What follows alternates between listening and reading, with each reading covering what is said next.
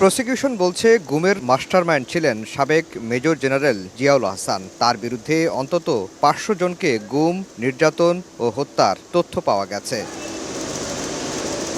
বুধবার শতাধিক ব্যক্তিকে গুমের পর হত্যার একটি মামলায় জিয়াউলের বিরুদ্ধে ট্রাইব্যুনালে আনুষ্ঠানিক অভিযোগ দাখিল করে সংস্থাটি। এর মধ্যে গাজীপুরে ৩ জনকে হত্যা এবং বরগুনার পাথরঘাটার চরদোয়ানিতে নিয়ে ৫০ জনকে হত্যার ২টি অভিযোগ রয়েছে। কিভাবে গুম করে হত্যা করা হতো তার বর্ণনাও ট্রাইব্যুনালে তুলে ধরেন চিফ প্রসিকিউটর।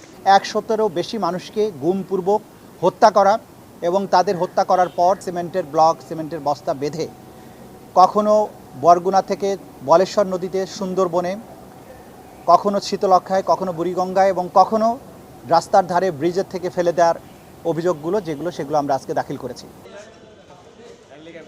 এছাড়া সুন্দরবন এলাকায় জলদস্যু দমনের নামে বন্দুকযুদ্ধের নাটক সাজিয়ে বেশ কয়েকজনকে হত্যার আরেকটি অভিযোগও জিয়াউল আহসানের বিরুদ্ধে দাখিল করা হয়। আদালত ৩টি অভিযোগই আমলে নিয়েছেন।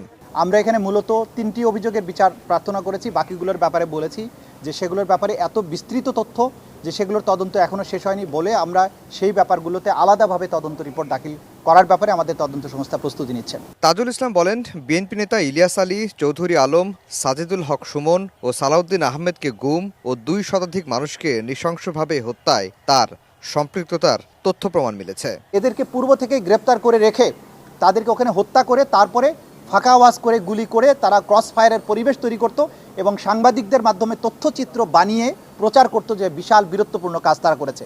এরকম 3টি অপারেশনের ব্যাপারে বিস্তারিত তথ্য প্রমাণাদি আমরা এই মামলার সাথে দাখিল করেছি। গুম ও হত্যায় বিশেষ দক্ষতার কারণে তাকে নিয়ম বহির্ভূতভাবে পদোন্নতি দেওয়া হয় বলেও জানান চিফ প্রসিকিউটর। আফজাল হোসেন, সময় সংবাদ, ঢাকা।